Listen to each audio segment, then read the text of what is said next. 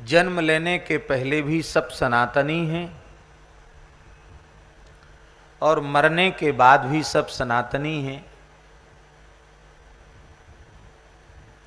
मरने के बाद कोई मुसलमान नहीं है, कोई ईसाई नहीं है। पैदा होने के पहले सब हिंदू वैदिक सनातन धर्मी हैं, मरने के बाद भी सब सनातन धर्मी हैं। इसलिए मनुष्य का मूल धर्म जो वैदिक सनातन धर्म है, उसके अनुसार जिसका जीवन होता है, उसके अनुसार जिसके संस्कार होते हैं, पिंड श्राद्ध तर्पण आदि होता है, सदगति उसी की होती है। हिंदुओं में भी जिन लोगों की विधि पूर्वक अंत्येष्टि और श्राद्ध आदि नहीं होते हैं, वो भी इस योनि में भटकते हैं। और उसने बड़ी विचित्र बात कही महाराज जी। उसने कहा कि जितनी संख्या धरती की इस समय है, उससे 3 गुना ज्यादा हम लोग हैं। क्या कहा उसने? हैं? 3 गुना ज्यादा, माने इतने ज्यादा लोग प्रेत योनि में भटक रहे हैं।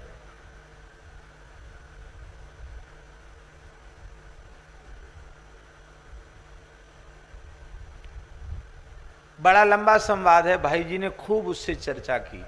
अंत में भाई जी ने कहा कि तुम यहां आकर बैठते क्यों थे? तो महाराज जी उसने बड़ी प्यारी बात कही। उसने कहा कि मैं जलता रहता हूं, बहुत बेचैन रहता हूं, पर तुम नाम जप करते हो, तुम्हारे सामने बैठने से मुझे बहुत ठंडक मिलती, शांति मिलती, इसलिए मैं तुम्हारे सामने बैठता हूं। तो भाई जी ने कहा कि तुम मेरे सामने आते ही क्यों हो? उसने कहा हम प्रेत योनि में पड़े हुए जीव अनुभव कर लेते हैं कि हमारा उद्धार कहाँ हो सकता है। हम अपने उद्धार के लिए आपके पास आए। भाई जी की अवस्था ज्यादा नहीं थी, 20-25 साल के थे। भाई जी ने कहा तो मैं क्या कर सकता हूं आपके उद्धार के लिए? तब उसने कहा कि किसी पवित्र त्रिकाल संध्योपासन संपन्न पवित्र सदाचारी ब्राह्मण को मेरे निमित्त आप गया जी भेजें और मेरे नाम का श्राद्ध तर्पण वहां करावें विधि पूर्वक, तो मेरा उद्धार हो जाएगा। गया श्राद्ध से, पिंडदान तर्पण से मेरी मुक्ति होगी, उस प्रेत ने कहा।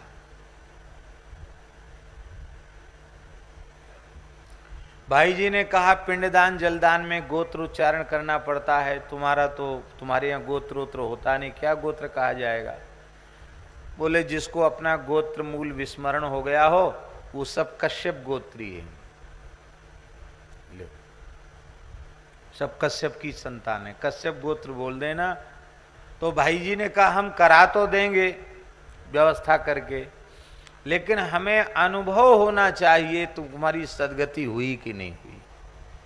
बोले आप कृत्य कराइए, मेरी सदगति अवश्य होगी और आपको मैं अनुभव करा के जाऊंगा। महाराज जी सत्य घटना है। एक राजस्थानी पवित्र ब्राह्मण थे, भाई जी ने उनको गया जी भेजा और विधिवत माताजी उन्होंने सब जगह श्राद्ध किया। जिस दिन प्रेत शिला पर अंतिम श्राद्ध पिंडदान आदि संपन्न हुआ, भाई जी वैसे ही बैठकर चौपाटी में उसी जगह बैठकर नाम जप कर रहे थे, वह व्यक्ति आया, उसने प्रणाम किया, दिव्य रूप था उसका, और उसने कहा कि मैं योनि से मुक्त होकर अब स्वर्ग को जा रहा हूं। विमान में बैठकर चला गया। एक कपोल कल्पना नहीं है, भाई जी के जीवन की जुड़ी हुई घटना, श्राद्ध की।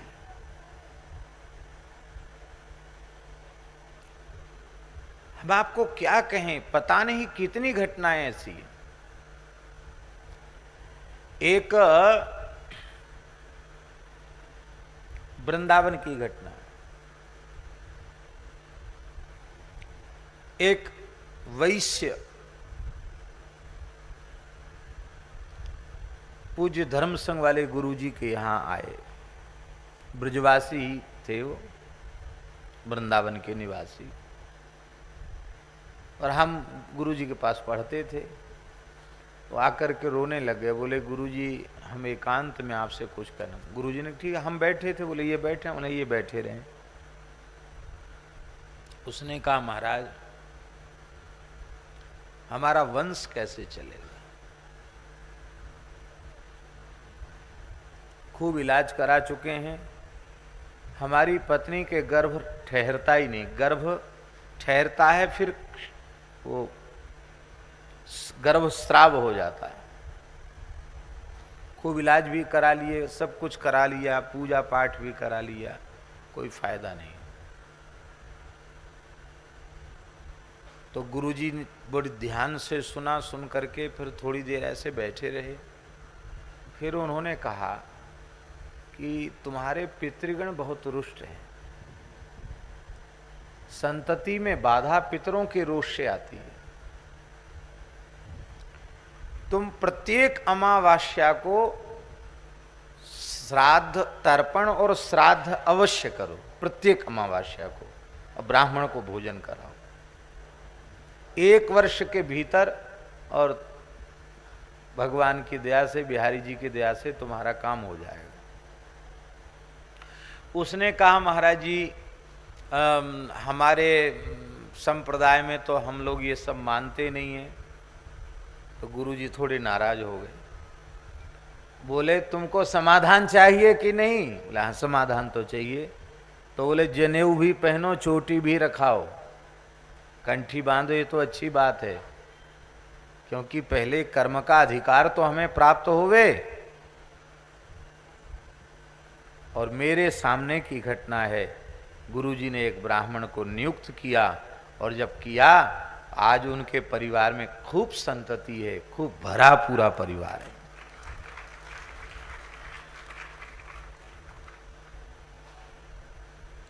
श्राद्ध कर्म का लोप मत करो।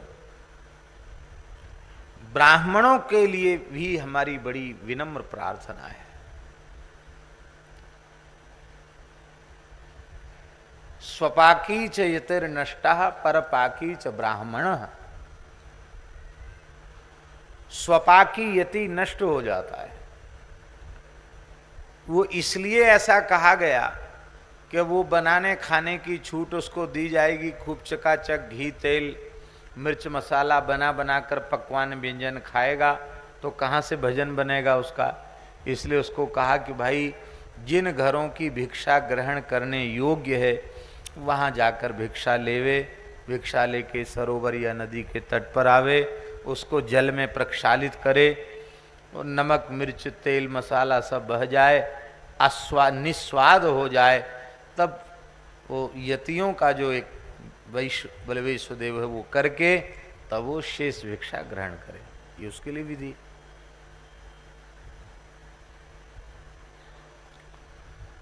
पर ब्राह्मण यदि परपाकी हो गया, सबके हाथ की रसोई खाने लग गया, तो उसका विप्रत्व नष्ट हो जाएगा।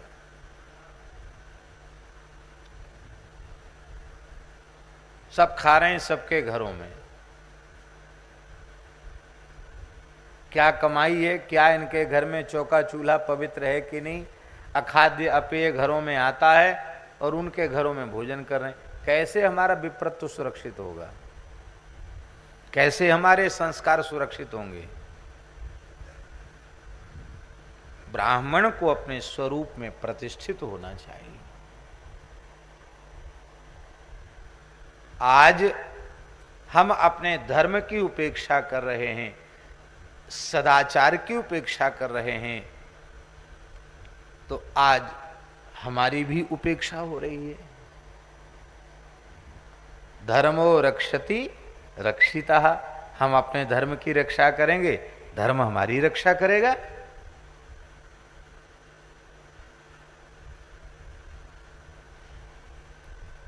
ब्राह्मण को परपाकी नहीं होना चाहिए, स्वपाकी होना चाहिए।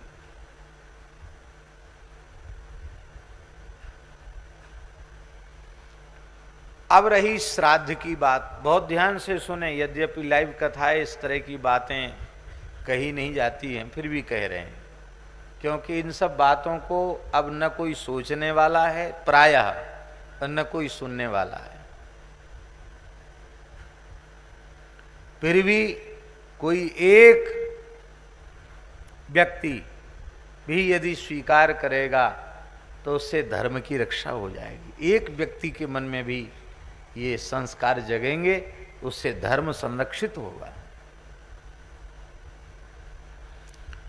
जिस ब्राह्मण को श्राद्ध में निमंत्रित किया जाए, एक दिन पूर्व निमंत्रित करना चाहिए। उस ब्राह्मण को एक दिन पूर्व रात्रि का भोजन त्याग देना चाहिए, क्योंकि पितरों का पितृकर्म के निमंत्रण के लिए पितरों की आत्मा, पितरों की चेतना उसमें प्रविष्ट हो जाती ब्राह्मण में। अब वो पितृरूपी ही हो जाता है। श्राद्धे कुर्यान्न विस्तरम, श्राद्ध में विस्तार नहीं करना चाहिए। एक ब्राह्मण या 3 ब्राह्मण, इससे अधिक जीवाना नहीं चाहिए।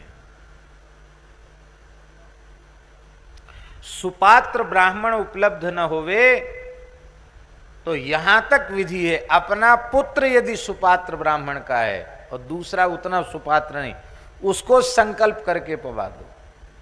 वो भी उपलब्ध नहीं, स्वयं के लिए संकल्प करके श्राद्ध कर लो, पालो, उससे भी तृप्ति हो जाएगी।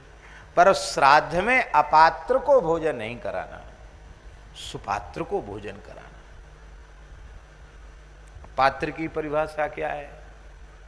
आप ग्रंथों को पढ़िए, देखिए तो सब बात आपकी समझ में आ जाएगी। पात्र की परिभाषा क्या है?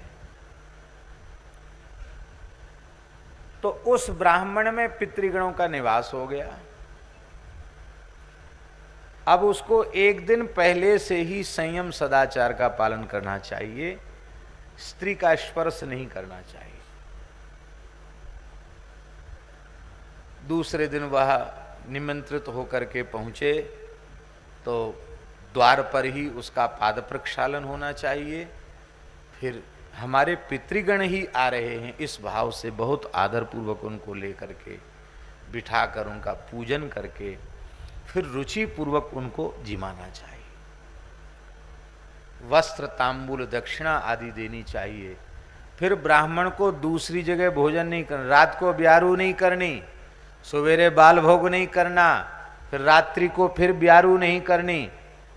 और श्राद्ध भोजन करने के बाद वह देवकृत्य करने का अधिकारी नहीं है, उसे 1100 गायत्री का जप करना होगा।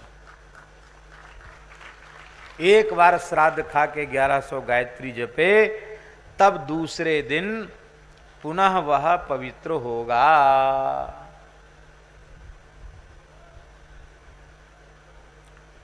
पुनर्भोजन कर लिया श्राद्ध में तो श्राद्धकर्ता का श्राद्ध तो नष्ट हो ही जाएगा, ब्राह्मण को भी भयंकर पाप लगेगा। द्वारा भोजन कर लिया तो, और कहीं प्रजोत्पत्ति के कार्य में लग गया तो पितृगणों को शुक्र में निवास करना पड़ता है, वो शाप देते हैं।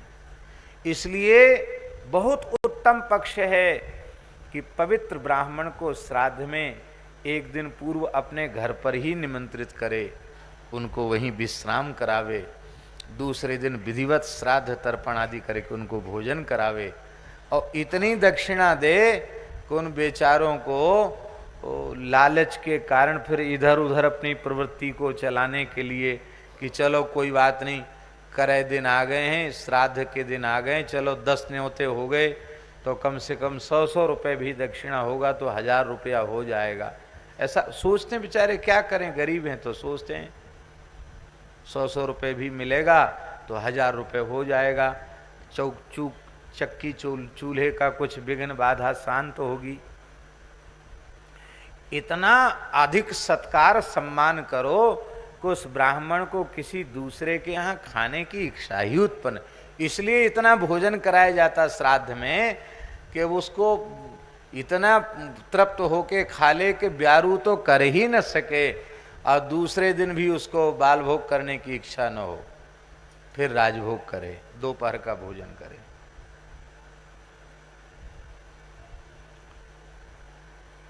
श्राद्ध का बड़ा भारी महात्म्य है। नाम नहीं हम लेंगे। एक विप्र को एक महात्मा ने ही श्राद्ध की तिथि पितृपक्ष था, तो उसने कहा, महात्मा ने ही कहा कि और तो कोई नहीं, आप खा लीजिए श्राद्ध। तो उसके मन में विचार आया कि चलो कोई बात नहीं, महात्मा हैं, कह रहे हैं तो खा लेते हैं। खा लिया। तो उसी दिन रात्रि में वो जिन्होंने श्राद्ध खाया था उन्हें उनके पिताजी का दर्शन हुआ। अब उन्होंने तो उनके पिताजी को देखा नहीं था, तो उन्होंने उनसे हुलिया बताई कि ऐसे ऐसे थे, सफ़ेद धोती पहने थे, ऐसा कुर्ता था, बीच में चंदन की बिंदी लगाए थे, एक माला पहने थे, ऐसा शरीर था, ऐसी हुलिया थी उनकी, बताया।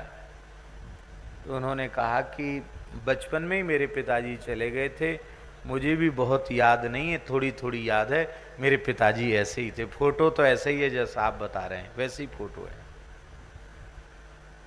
तो उन्होंने पूछा कि पिताजी दिखाई पड़े, तो उन्होंने क्या कहा, बहुत ध्यान से सुने, बड़ी ऊंची बात। तो बोले, पिताजी ने कहा कि आज के श्राद्ध कर्म से और श्राद्ध भोजन से हम अत्यंत तृप्त हुए हैं, हम अत्यंत संतुष्ट हुए हैं। यह बात उन्होंने प्रसन्न होकर के कही। यही है पितृगणों की प्रसन्नता। धीरे धीरे सब विलुप्त होता चला जा रहा है। भाई, हमारी हाथ जोड़कर प्रार्थना है, श्राद्ध कर्म की उपेक्षा मत करो, पितृपक्ष की उपेक्षा मत करो। अपने पिता की तिथि वर्ष में आवे तो वार्ष, इस पितृपक्ष में तिथि आवे तो उस तिथि पर श्राद्ध करो और हृदय से उनके मंगल की, कल्याण की कामना करो, उसका लाभ आपको मिलेगा। हमारे यहाँ सब जगह पितरों की, देखिए, जन्म हुआ तो नांदीमुख श्राद्ध, यज्ञोपवीत हुआ तो नांदीमुख श्राद्ध, विवाह संस्कार में राम जी नांदीमुख श्राद्ध करके तब विवाह मंडप में प्रवेश कर रहे हैं। प्रत्येक अवसर पर हमें अपने पितरों को नहीं भूलना है। उस समय भी श्राद्ध है, विवाह के समय भी, वो नांदी श्राद्ध कहते उसको, आनंद के अवसर का श्राद्ध कहते। बोलो भक्तवत्सल भगवान की। तो इस समय पितृपक्ष चल रहा है। आप लोगों को श्राद्ध तर्पण आदि भी यथा साध्य अवश्य करना चाहिए। और यहाँ की कथा का क्रम तो कुछ ऐसा बना कि भाद्रपद तो आ ही गया और श्राद्ध पक्ष भी, पूर्णिमा से श्राद्ध आरंभ हो जाते, श्राद्ध भी उपस्थित हो गया। तो निश्चित जो लोग भी कथा सुन रहे हैं या इस महत्वपूर्ण आयोजन में जो लोग सहभागी हैं, उनके पितृगण निश्चित तृप्त होकर बड़े प्रसन्न हो रहे होंगे कि हमारी संतान इस पितृपक्ष में कितने अच्छे काम में लगी हुई है। ये देख करके वे बड़े राजी हो रहे होंगे, बड़े प्रसन्न हो रहे होंगे। यहाँ सभी लोगों ने मिलकर के ये पवित्र अनुष्ठान संपादित किया है। मित्तल जी ने भी बड़े उत्साह से इसमें अपनी उपस्थिति और अपना सहयोग दिया है और आरंभ के दिन से बड़ी श्रद्धा पूर्वक दोनों प्रेम से बैठकर श्रवण भी कर रहे हैं।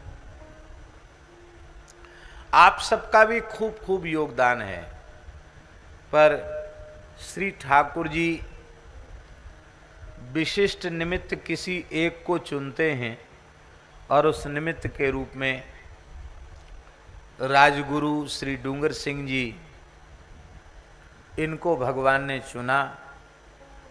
ये जोर न लगाते, पथमेड़ा महाराज जी से अनुमति न लेते, तो दास इस समय पथमेड़ा में ही होता और वहीं कथा हो रही होती, पर पथमेड़ा की कथा लुधियाना में हुई। इसका श्रेय भगवान ने श्री डूंगर जी को दिया है। ये बड़े गोभक्त हैं। कल स्वयं हम इनकी गो सेवा का दर्शन करके आए। लगभग 300 गैया हैं। इतना सभी भारतीय वेदलक्षणा देसी नस्ल की गायें, गोष्ठ इतने साफ, गाय माने रेत छानी जाती है जहां गाय खड़ी होती है। देख के मन बहुत प्रसन्न हुआ और ये मन में आया कि इनकी श्री संपन्नता, श्री समृद्धि का और इनकी सात्विकता का कारण ही है यहां प्रसन्नता पूर्वक गोवंश निवास कर रहा है। आप लोग अन्यथा नहीं मानना, राजस्थान की धरती का कुछ ऐसा प्रभाव है। राजस्थानी व्यक्ति दुनिया के किसी कोने में जाए, उसके मन में गौ ब्राह्मण के प्रति श्रद्धा अवश्य होती, वो सेवा जरूर करता है।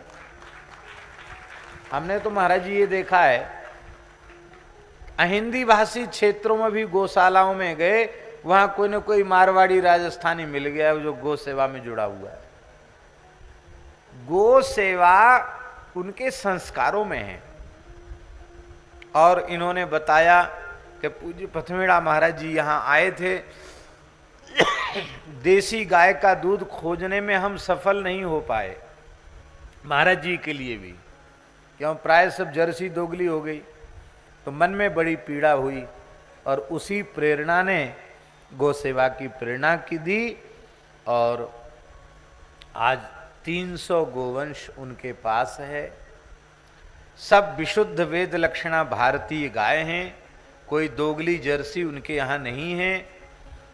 और उन्हीं गायों के दूध से, बाहर दूध नहीं खरीदते, उन्हीं गायों के दूध से गोवर्ती कुछ मिठाई भी बनाते हैं और दही जमा करके, वो भी हम देख के आए, कल स्वयं देख के अपनी आंखों से, सुंदर विलोना करके माखन और मनोरमा महाराज जी ने आज्ञा दिया है तो मनोरमा नाम से घी भी आप निकाल रहे हैं। और मिठाइयाँ तो उनका नाम जिस किसी ने भी दिया, सरताज तो सरताज ही हैं वो। तो वहाँ भी हमने देखा, अपनी आँखों से देखा, इतनी स्वच्छता, इतनी सफाई। कोई भी निर्माण करने वाला कर्मी वो जूता चप्पल पहन के भीतर नहीं जा सकता। बोले महाराज जी ये भी अन्नपूर्णा जी का स्थान है, यहाँ कोई जूता चप्पल नहीं, सब जगह कैमरे लगे, कोई सुपारी गुटखा तम्बाकू कुछ नहीं खा सकता, बीड़ी पीना तो बहुत दूर है। मैंने कहा भाई, प्रायः मिठाइयों के कारखाने जहाँ होते हैं, नमकीन मिठाइयों के, वहाँ एक बार कोई देख के आवे तो मिठाई खाने की इच्छा नहीं होगी। हाँ, मैं अपनी आंखों से एक बार देखा है, जगह का नाम नहीं लेंगे, अपने महाराज जी के साथ थे। वो महाराज अधोटा दूध की ऐसी चौड़ी कड़ाही उतार करके हलवाई ने रखी और एक खजेलू कुतिया पता नहीं कहाँ से आई, खाज थी उसके पूरे शरीर और मौका की ताक में ही थी और ऊपर खूब बादाम और मिश्री सब पड़ी थी उसमें, चपर चपर उसने चाट लिया। हलवाई ने उसको भगा दिया और एक किनारा थोड़ा सा एक डंकी से ऐसे फेंक दिया छिटक करके, फिर उसको चढ़ा दिया। हमको दूसरा साधन पकड़ना था, महाराज जी के साथ थे, आंखों से देखी हुई बात।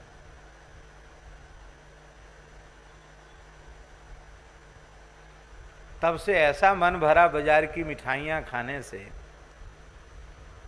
भैया नमस्कार, ये चाहे जितने आकर्षक चमकने दमकने देखने में लगे, तो क्यों अब वो बेचारा व्यक्ति है, वो इतने कड़ाही भर अधोटा दूध को फेंक तो नहीं सकता, उसके मन में तो लोभ है। इसलिए इस प्रकार का कार्य करने वालों को ऐसी ही पवित्रता, ऐसी ही सावधानी रखनी चाहिए। यदि वो सावधानी नहीं रखता तो उसको भी अपराध है, क्योंकि आप मंदिरों में भोग अर्पित कर रहे हैं, किसी को दे रहे हैं, तो वो भी एक प्रकार से दोष ही है। इसलिए हमें बड़ी पवित्रता का ध्यान रखना चाहिए। देख करके बड़ी प्रसन्नता हुई। जय जय श्री राधे। इस बार यहाँ की कथा में विवाह तक ही कथा हो सकेगी। राम जी अयोध्या पहुंच जाएंगे, बालकांड पूर्ण हो जाएगा। तो आज तो आप लोग सुन ही रहे हैं। कल प्रातः 10 बजे से लेकर के 2 बजे तक कथा का समय रहेगा, और जो लाइव प्रसारण है वो अपने समय से प्रसारण में लोग देखेंगे, लेकिन कथा का समय 10 से 2 बजे तक का कल निश्चित किया गया है। जो लोग श्रवण करना चाहेंगे वे आवेंगे। धेनु धूरी बेला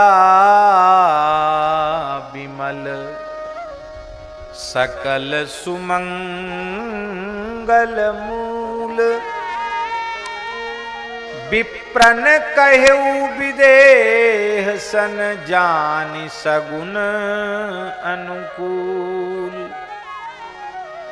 सुंदर गोधूली वेला उपस्थित हुई। विदेहराज जनक जी ने ब्राह्मणों से कहा, उपरोहित ही कह्यऊ नर नाहा, अब विलंब कर कारण का।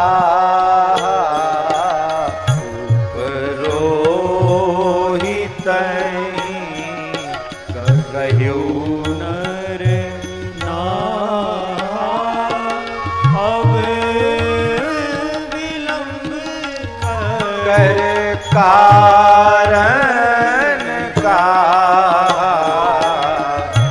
सतानंद तब सचिव बुलाए, मंगल सकल साजी सब ल्याए।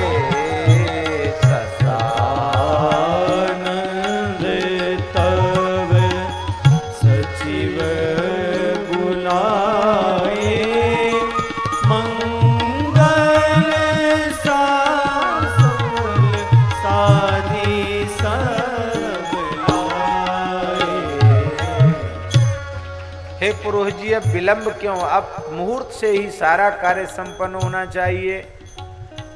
सारी सामग्री एकत्रित है भगवान, पूरी तैयारी है, आपकी आज्ञा की प्रतीक्षा है। अब तो शंखनाद होने लगे, नगाड़े बजने लगे, मंगल वाद्य बजने लगे, मिथिलानियां कोकिल कंठ से मधुर गीत गा रही हैं, ब्राह्मण वेद ध्वनि कर रहे हैं। बड़ी विधि पूर्वक जनवास में जाकर के सादर आमंत्रित किया है।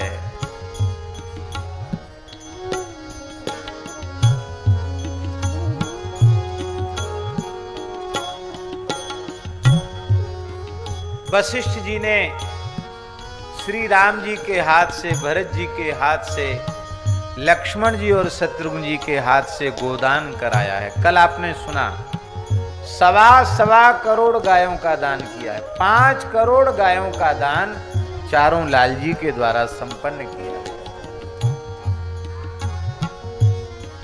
इस दिव्य विवाह महोत्सव को देख करके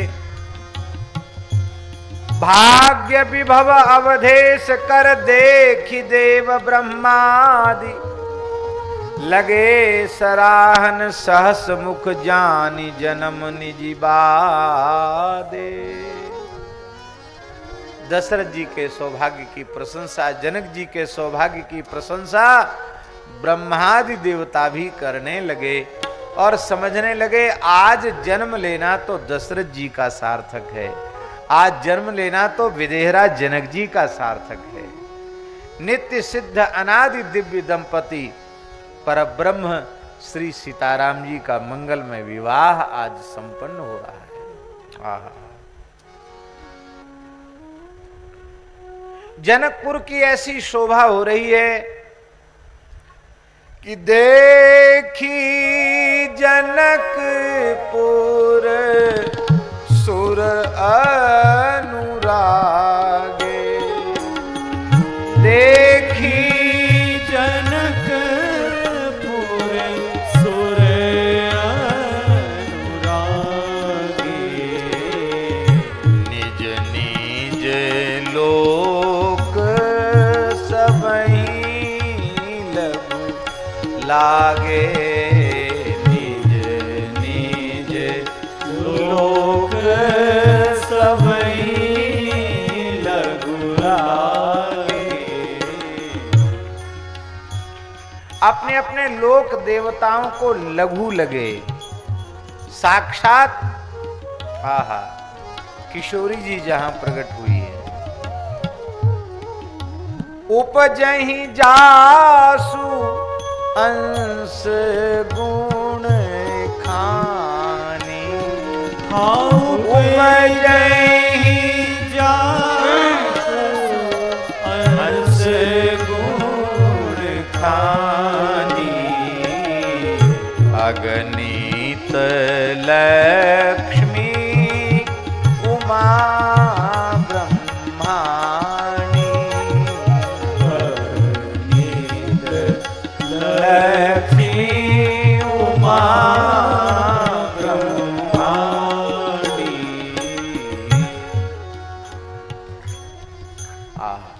वो किशोरी जी प्रकट भई है। इसलिए जो संपदा नीच ग्रह सोहा, सो बिलोक सुर नायक मोहा। हमको ऐसा लगता था कि श्री तुलसीदास जी ने ये इसलिए लिख दिया कि बहुत अच्छा वैभव जनकपुर का था, इसी अर्थ में अंश में है। ये जो लोग कथा कहते हैं कि इंद्र आए और उन्होंने जनकपुर के सफाई कर्मचारी का रहन सहन ठाट बाट देखा तो उनको लगा कि कहीं यही तो जनक नहीं है, ऐसी भी एक कथा प्रसिद्ध है, सुना आपने? विवाह में देवराज इंद्र आए, उन्होंने जनकपुर के निकट ही कमला के तट पर एक सुंदर चंद्रमा के समान चमचमाता हुआ भवन देखा, मणियों के प्रकाश से जगमगा रहा था। वहां एक प्रातः काल का समय था महाराज जी, एक भद्र पुरुष एक चौकी पर बैठा था, सुंदर श्वेत वस्त्र धारण किए हुए, और वो दातुन कर रहा था प्रभाती, और सोने का गड़ुआ, सोने का कलश, उसमें जल भरा था, वो रखा था। अब कुछ सेवक उसकी सेवा में तैयार खड़े थे, हाथ पोंछने के लिए, कपड़ा देने के लिए, पानी डालने के लिए, और सुंदर स्वर्णमयी चौकी पर बैठा था और सामने सरोवर था।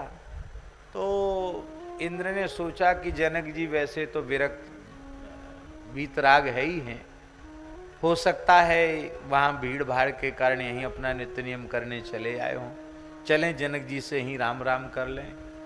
अब दूर से ही देखा उन्होंने, ऐसी लगा कि जनक जी का ही होगा निवास। वो आए, आकर के बोले महाराज जनक जी की जय हो। अरे महाराज क्या बोलते हैं, मैं जनक नहीं हूं, मैं तो उनके यहां झाड़ू लगाने वाला हूं। तो गोस्वामी जी ने लिख दिया, जो संपदा नीच ग्रह सोहा, सो बिलोक सुर नायक मोहा। हमको लगता था हमारे पूज्य व्यास जी आए हैं, बड़ी अच्छी राम कथा और श्रीमद् भागवत जी की कथा करते हैं। स्वामी श्री शिवानंद जी के बगल में विराजमान। हमको लगता था कि ये महात्मा लोग ऐसी कथा गढ़ लिया है उसको कहते हैं, लेकिन पद्म पुराण के पारायण में ये कथा आ गई कि वहां के अत्यंत निम्न व्यक्ति के यहाँ के वैभव को देखकर इंद्र मोहित हो गए। ये बात वहां आई, तब हमने वहां नोट किया, चौपाई के जो संपदा नीच गृह शोभा सोभ लोग सरनायक हुआ। तुलसीदास जी ने कहीं कल्पना नहीं, उन्होंने जो लिखा है बिल्कुल सभी सत्य लिखा है। यहां न पक्षपात कछु राखूं, वेद पुराण संत मत भागूं। ये तुलसीदास जी महाराज की लिखी। यहां श्री गोस्वामी जी कह रहे हैं कि जनकपुर का दर्शन करके देवता अनुराग में भर गए। उनको अपने लोकों का वैभव भी हल्का लगने लग गया। जहां देखते हैं वहां देखते ही रह जाते हैं। और ब्रह्मा जी तो ज्यादा आश्चर्यचकित हैं। क्यों आश्चर्यचकित हैं? विधि ही भयऊ आचरज विषेखी, निज करनी कछु कतहु न देखी, निज करनी कछु कतहु न देखी। ब्रह्मा जी आश्चर्यचकित हैं। बोले हमारा रचना कौशल यहाँ नहीं है, हमारी कारीगरी नहीं है, ब्रह्मा जी की सृष्टि नहीं है। तब ये सृष्टि किसकी है? ये श्री किशोरी जी की कृपा शक्ति से उत्पन्न सृष्टि है, श्री जानकी जी की सृष्टि है। इसलिए ब्रह्मा जी भी आश्चर्यचकित हो गए। भगवान शंकर ने कहा, देखो आप लोग भुलावे में न पड़ो, आप लोग आश्चर्य मत करो। क्यों? हृदय विचारहु धीर धरी, सिय रघुबीर विवाह। ये सामान्य का विवाह नहीं है। शिव समुझाए देव सब, जानी आचरज भुलाहु, हृदय विचारहु धीर धरी, सिय रघुबीर विवाह। ये जानते हैं किसका विवाह है? जिनकर नाम लेत जग माही, सकल अमंगल मूल न साही। जिनका नाम लेने से सारे अमंगल की जड़ भी समाप्त हो जाती, अमंगल का मूलोच्छेद हो जाता है। इसी भाव से प्रेरित होकर के हनुमान जी की कृपा से, प्रेरणा से पूज्य स्वामी कृष्णानंद जी महाराज खूब कीर्तन करवा रहे हैं। जगह जगह कीर्तन, जगह जगह कीर्तन। सकल अमंगल मूल न साई। और क्या हो जाएगा कीर्तन से? कर तल होहि पदारथ चारी, राम कहू कामारी। करतल होहि पदारथ चारी, तेई सिय राम कहू कामारी। वही श्री सीताराम जी हैं, जगत पिता जगन माता, जगत के मूल कारण, आदि कारण, सनातन परमात्मा। उनका विवाह है। बड़े प्रसन्न हैं।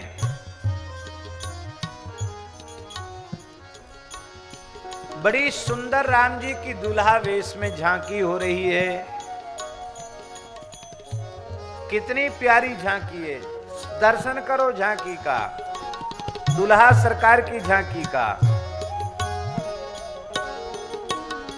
के की कंठ दूती श्यामल अंगा, तडित विनिंदिक बसन सुरंगा। कंठ द्युति श्यामल अंगा, तड़ित विनिंदिक बसन सुरंगा।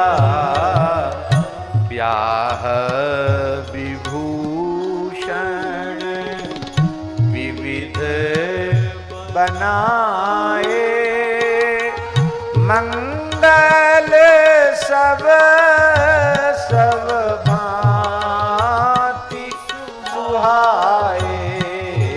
ब्याह विभूषण विविध बनाए, मंगल सब सब भांति सुहाए। मयूर का कंठ जैसा होता है, देखा है ना मोर का कंठ, वैसी चमक है जिनके श्री अंग की। बिजली को लज्जित करने वाला पीतांबर धारण किए हुए हैं, पीरी धोती है, पीरा पटका है, विवाह की ठाकुर जी की वेशभूषा है। सुंदर विवाह के दुल्हा वेश में दुल्हा जो जो सुंदर सुंदर आभूषण धारण करता है, श्री रघुनाथ जी के नक्सिक दुल्हा वेश में उनका श्रृंगार हुआ है। शारदी पूर्ण चंद्र के समान सुंदर विधु वदन है, चंद्र वदन है, कर्णांत सुदीर्घ राजीव नेत्र हैं। कितनी अलौकिक सौंदर्य है उनमें, ले कहीं न जाए मन ही मन भाई। मन ही मन में अच्छी लगती है, उसको कहना बड़ा कठिन है। भरत जी की, लक्ष्मण जी की, शत्रुघ्न जी की बड़ी सुंदर शोभा हो रही है। घोड़ा नचाते हुए ठाकुर जी चल रहे हैं, विरुदावली गाई जा रही है। जिस घोड़े पर राम जी बैठे हैं, उसकी गति, उसके सौंदर्य को देख करके गरुड़ जी भी लज्जित हो रहे हैं। कहते आज तो ये बाजी मार गया, हम भगवान के वाहन हैं, लेकिन ये घोड़ा आज वाहन बन गया। ये घोड़ा है कौन? बोले ये घोड़ा घोड़ा नहीं है, सामान्य अश्व नहीं है। ये कौन है? ये साक्षात कामदेव ही अश्व बन करके आए।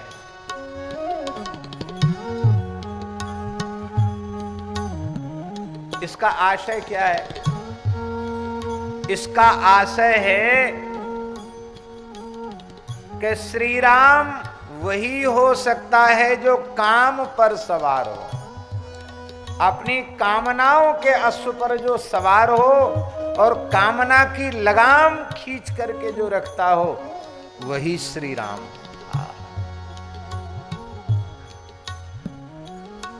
दूसरी बात, विवाह के अवसर पर स्त्री पुरुषों के चित्त की अवस्था कैसी होती है, हमारे अनुभव का विषय नहीं, लेकिन संभवतः बहुत अच्छी स्थिति चित्त की नहीं होती।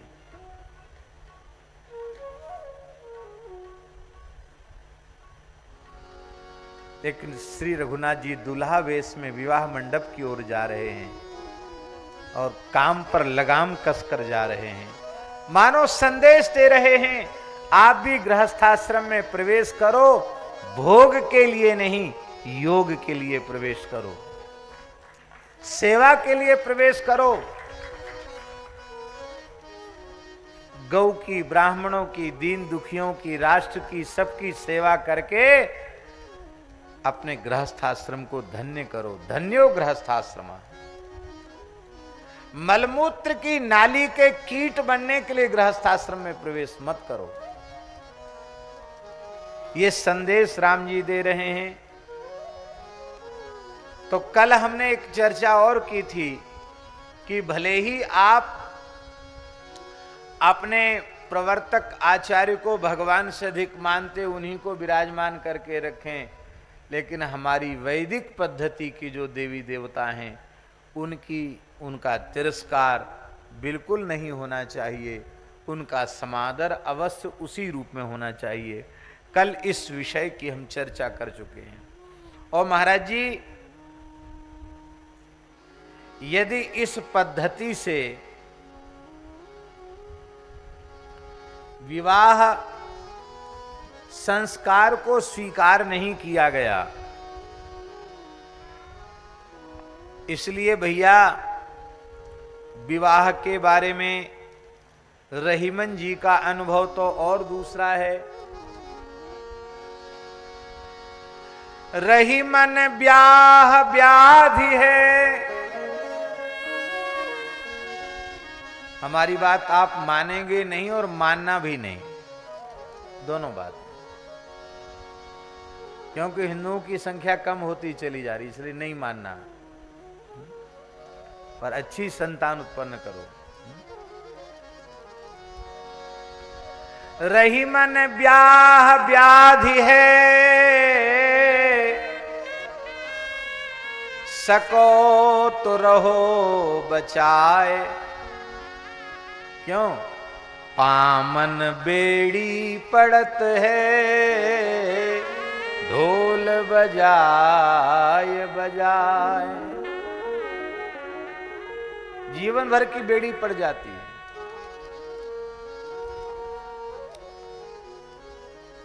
पर सीताराम जी का विवाह, सिय रघुवीर विवाह, जे सप्रेम गावहीं सुनहीं, तिन कहूं सदा उछाह, मंगलाय तन राम जस।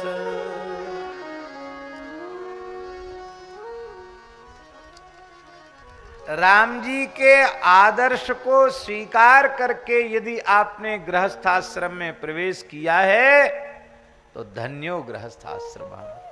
इसलिए हम तो महाराज जी निवेदन करते हैं, उत्तम ब्रह्मचारी बनना हो तो राम जी का चरित्र पढ़ो, उत्तम गृहस्थ बनना हो तो राम जी का चरित्र सुनो, उत्तम वानप्रस्थी बनना है तो राम जी का चरित्र सुनो, और उत्तमोत्तम यति होना है तो राम जी का चरित्र सुनो।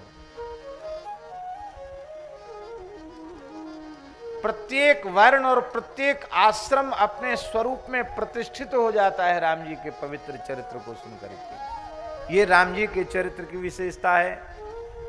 और यदि इस भाव से भावित होकर के राम जी के पवित्र गृहस्थाश्रम के आदर्श को न मान करके यदि गृहस्थाश्रम में प्रवेश किया गया है तो बाबा श्री मलूकदास जी की वाणी को याद करना पड़ेगा। इस कथा में शायद एक दिन भी हमने मलूकदास जी का कोई पद नहीं कहा। आज तो कही दें एक पद कम से कम।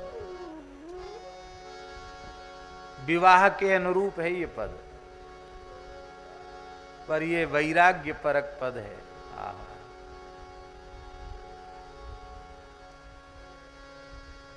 मैं तो मुआ सकल,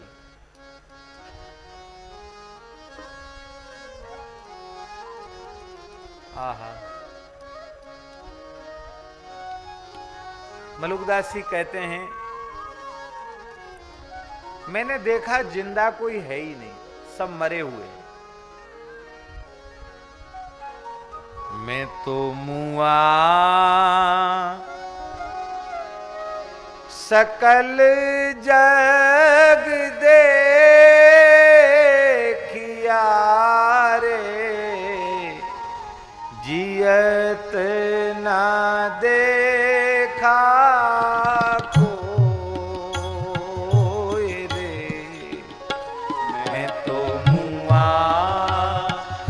सकल जग किया जियत